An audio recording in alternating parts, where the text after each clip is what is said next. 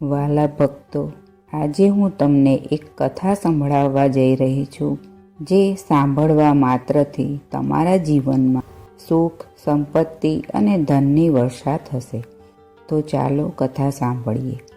એક વખત માતા પાર્વતી ભગવાન શિવજીને પૂછે છે, સીધો સાદો વ્યક્તિ કેમ પરેશાન રહે છે અને તેની સાથે કેમ ખોટું થાય છે અને હંમેશા તેની સાથે છલ કપટ કેમ થાય છે?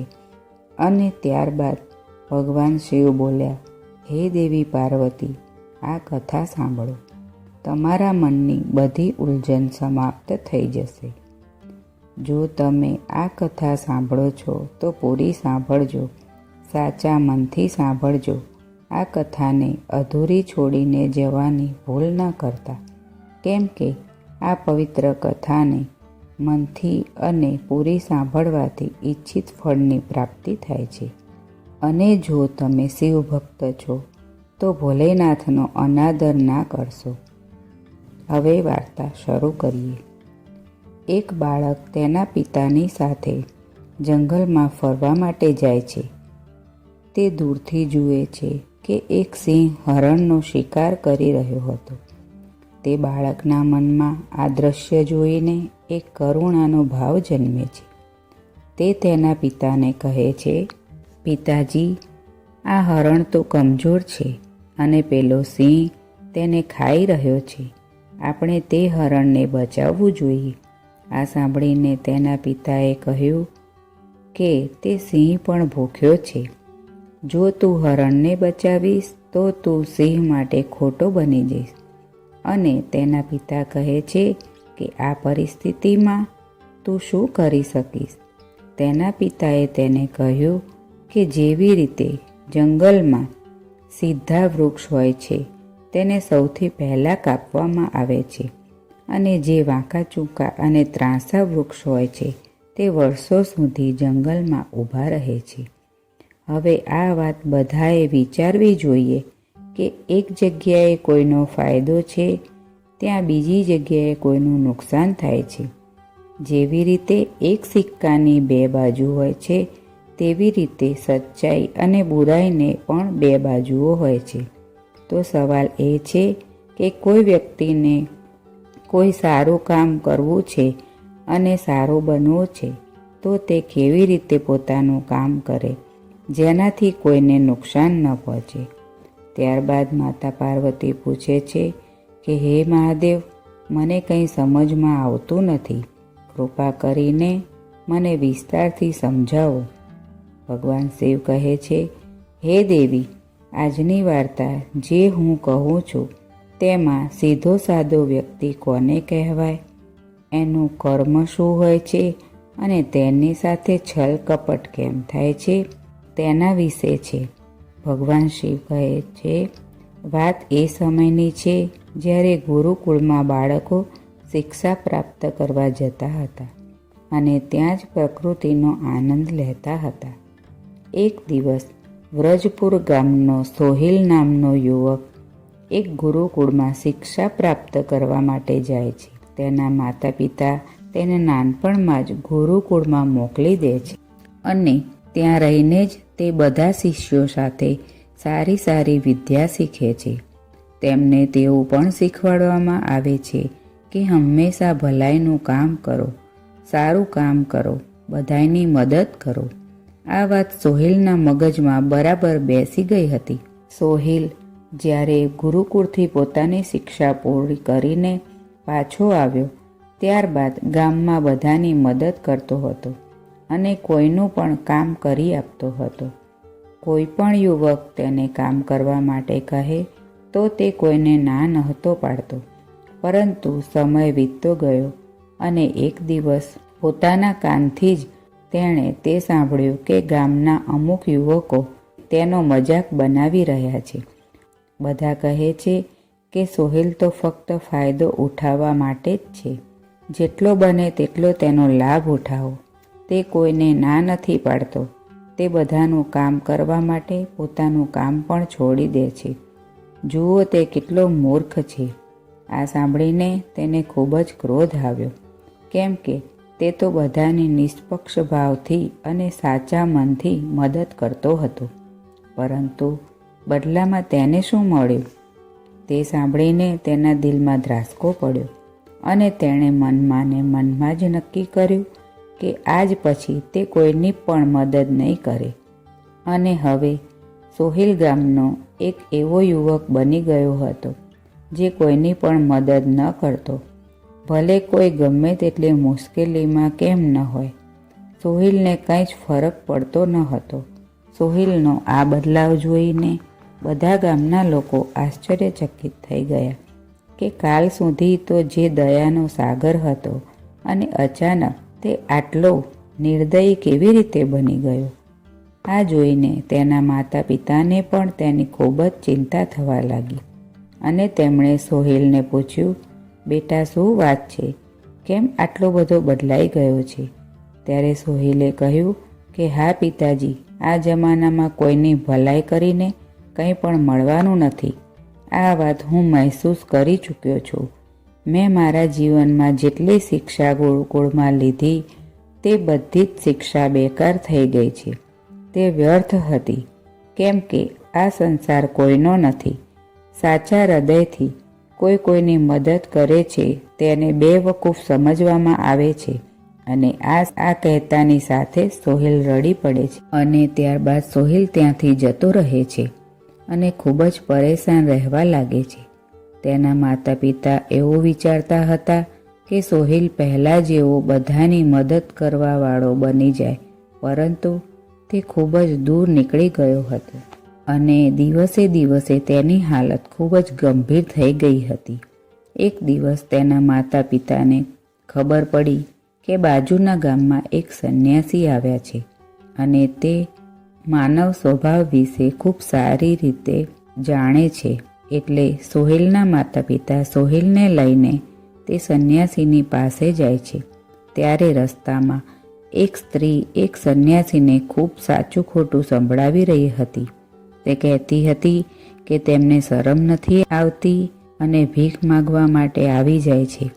પોતે તો કંઈ કામ કરતા નથી અને સવાર સવારમાં ભીખ માગવા માટે આવી જાય છે અને આવું ઘણું બધું બોલે છે.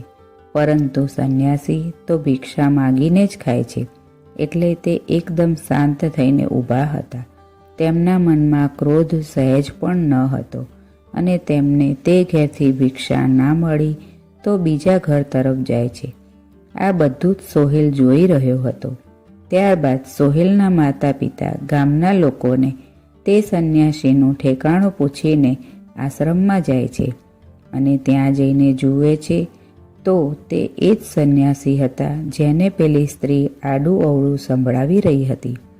ભિક્ષા માગીને તે પોતાને આશ્રમે આવી ગયા હતા. સોહિલના માતા પિતાએ પ્રણામ કર્યા અને ત્યાં જ બેસી ગયા. ત્યારબાદ સોહિલના માતા પિતાએ માંડીને બધી વાત કરી કે અમારો પુત્ર સોહિલ પહેલાં ખૂબ જ દયાળુ હતો, બધાની મદદ કરતો હતો, પરંતુ અચાનક શું થઈ ગયું કે તે કોઈની મદદ નથી કરતો. એટલા સુધી કે કોઈ વ્યક્તિ મરી રહ્યું હોય તો તેને પાણી પણ ન આપે. આવો સ્વભાવ થઈ ગયો છે. અમને કંઈ સમજાતું નથી કે આટલો બધો બદલાવ કેમ આવી ગયો છે. સંન્યાસી કંઈ બોલે તેની પહેલાં જ જે સ્ત્રી તેમને આડું અવળું બોલી રહી હતી તે પોતાના દીકરાને લઈને ત્યાં આવી પહોંચી અને હાથ જોડીને તે સંન્યાસીને પ્રાર્થના કરવા લાગી કે મારો દીકરો ખૂબ જ બીમાર છે. અચાનક તેને તાવ આવી ગયો છે અને ખૂબ જ હાલત ખરાબ થઈ ગઈ છે અને ગામના લોકોએ કહ્યું કે તમે તેનો ઈલાજ કરી શકો છો. કૃપા કરીને મારા દીકરાને સાજો કરી દો. આ સાંભળીને તે સંન્યાસી તરત જ તે બાળકનો ઈલાજ કરવામાં લાગી જાય છે અને થોડા સમયમાં ઔષધિઓ લીધા પછી તે બાળક બિલકુલ સ્વસ્થ થઈ જાય છે. આ જોઈને તે સ્ત્રી ભિક્ષા આપીને પ્રણામ કરીને પાછી જાય છે. આ દ્રશ્ય જોઈ સોહિલના મનમાં એક સવાલ આવે છે, પરંતુ તેનો જવાબ તે ન શોધી શક્યો. એટલે તેણે તે સંન્યાસીને કહ્યું કે કદાચ તમે આ સ્ત્રીને ઓળખી નથી. આ એ જ સ્ત્રી હતી જે તમને સવારમાં આડું અવળું સંભળાવી રહી હતી, જે તમને ભિક્ષા આપવાની ના પાડી રહી હતી. તમે તેને ઓળખી લાગતી નથી. કદાચ તમે ઓળખી લીધી હોત તો તમે તેની મદદ ના કરત. આ સાંભળી તે સંન્યાસી મનમાં ને મનમાં હસ્યા અને ત્યારબાદ તે સંન્યાસી સોહેલને કહે છે કે બીજાનું સારું કરવાથી અમુક અવસ્થામાં દુઃખ મળે છે, પરંતુ તમે જો કર્મના સિદ્ધાંતને સમજી લો છો અને અચ્છાઈ અને બુરાઈના બધા જ ભેદ તમારી સામે સ્પષ્ટ થઈ જાય છે. હું સારી રીતે જાણતો હતો કે આ એ જ સ્ત્રી છે, પરંતુ મેં કોઈ દ્વેષ ભાવ રાખ્યા વગર એ જ કર્યું જે મારું કર્તવ્ય હતું. જ્યારે તમે કોઈની ભલાઈ કોઈ પ્રકારની લાલચ વગર કરો છો, કોઈ પણ વસ્તુની ઈચ્છા વગર કરો છો, કોઈ દ્વેષ વગર કરો છો, તે જ અચ્છાઈ હોય છે. પરંતુ આપણે બધા હંમેશા કોઈની મદદ કરીએ છીએ તો આપણા મનમાં એ જ ભાવના બની જાય છે કે બદલામાં તે વ્યક્તિ પણ મારી મદદ કરશે, પરંતુ જરૂર પડે ત્યારે તે વ્યક્તિ આપણી મદદ નથી કરતો ત્યારે આપણને દુઃખ થાય છે. એટલા માટે કોઈ પણ વ્યક્તિ સાથે કંઈ પણ મેળવવાની ઈચ્છા વગર ભલું કરો, પરંતુ એટલું જ ભલું કરો જેટલું તમારું સામર્થ્ય હોય, એટલે કે તમારી આર્થિક અને શારીરિક ક્ષમતા હોય તે પ્રમાણે, જેથી કાલ કદાચ તે વ્યક્તિ તમારી સાથે ખરાબ વ્યવહાર કરે તો તમને તેનો ખેદ ન હોય, તેનો પશ્ચાતાપ ન હોય કે મેં તેના માટે આટલું બધું કર્યું અને તેણે મારી સાથે આવો વ્યવહાર કર્યો. એટલા માટે બીજાનું એટલું જ ભલું કરો જેથી તમને દુઃખ ન થાય. અને બીજું, કોઈ બીજાના પરિવારના ઝઘડામાં ક્યારેય નહીં પડવાનું. કદાચ કોઈ પતિ પત્ની અંદરો અંદર લડી રહ્યા છે અને પતિ તેની પત્નીને મારી રહ્યો છે અને તમે તેની પત્નીને બચાવવા માટે પહોંચી જાઓ છો અથવા બચાવવાનો પ્રયત્ન કરો છો, તો આવું કરવું તમને સંકટમાં મૂકી શકે છે. કેમ કે એ જ સ્ત્રી જેની તમે મદદ કરવા ગયા છો તે એવું પણ કહી શકે છે કે આ તો અમારી બંને વચ્ચેની વાત છે, તમારે તેનાથી શું લેવા દેવા, અને આનો તમારી પાસે કંઈ જવાબ નહીં હોય. એટલા માટે કોઈના વચમાં પડવું નહીં. અને કદાચ કોઈ તમારી મદદ માગે તો ગ્રામ સેવક સુધી ખબર પહોંચાડો, તે તેમનો ફેસલો કરશે. અને ત્રીજી વાત, તમારી વિવેક બુદ્ધિનો ઉપયોગ કરો અને આંખો ખુલ્લી રાખીને જુઓ કે કોણ તમારી મદદને પાત્ર છે અને કોણ ઢોંગ કરી રહ્યું છે. કેમ કે હંમેશા લોકો દયાને પાત્ર હોવાનો દેખાવ કરે છે અને તમને બેવકૂફ બનાવીને તમારી મદદ લે છે. જેમ કે આજના જમાનામાં આપણે બહુ બધી જગ્યાએ જોઈએ છીએ કે બસ સ્ટોપ પર, રેલવે સ્ટેશન પર, મંદિરની બહાર બહુ બધા નાના નાના છોકરાઓ ભીખ માગતા હોય છે. તેમાં બે સ્થિતિ ઉત્પન્ન થાય છે. જો તમે ભીખ આપો છો તો તમે ભીખ માગવાવાળાનું સમર્થન કરી રહ્યા છો, અને જો ભીખ નથી આપતા તો કદાચ એ બાળક આજે ખાઈ પણ ન શકે અને ભૂખ્યા સૂવું પડે. એટલે આવી સ્થિતિમાં તમારે તમારી બુદ્ધિનો ઉપયોગ કરવો જોઈએ. તેને પૈસા આપવાની જગ્યાએ ખાવાનું ખવડાવી શકો છો, અથવા તો તેને કોઈ ચોપડીઓ અપાવી શકો છો. એટલા માટે સાચી રીતે મદદ કરવા માટે વિવેક બુદ્ધિ હોવી ખૂબ જ જરૂરી છે. નહીતર તમારા ધર્મનો દુરુપયોગ જ થશે. અને એક વાત સમજવા જેવી છે કે ભલાઈ કરવી હોય તો પોતાની ભલાઈ કરો. કેમ કે જો તમે પોતે બદલાઈ જશો તો આખો જમાનો એની મેળે જ બદલાઈ જશે. એટલા માટે તમારા મનમાં એવો ભ્રમ તો નથી બનાવ્યો ને કે હું તો સારો માણસ છું અને બીજાની મદદ કરું છું. તો તે તમારો અહંકાર છે.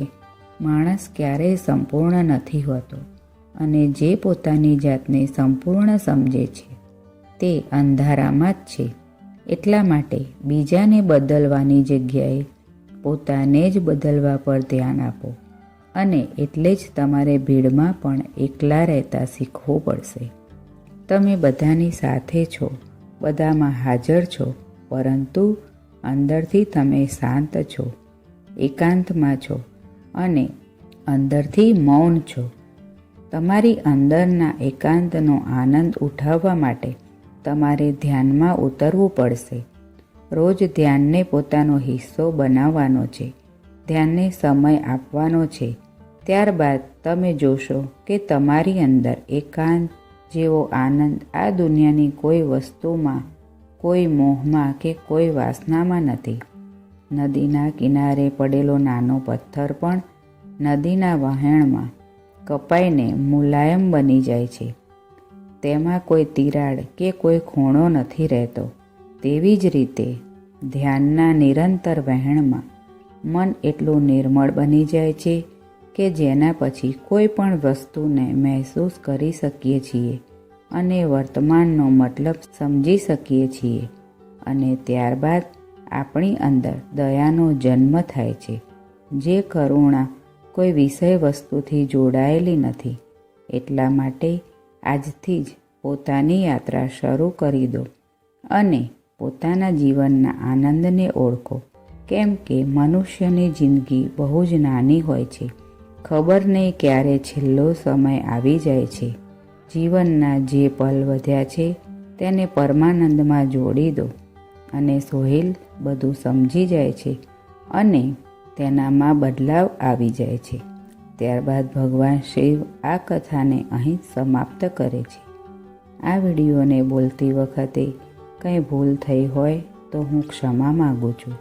અને જો તમે ભગવાન શિવના સાચા ભક્ત છો તો વિડીયોને લાઈક અને ચેનલને સબસ્ક્રાઈબ કરી કમેન્ટમાં હર હર મહાદેવ લખી દેજો. હર હર મહાદેવ. જય ભોલેનાથ.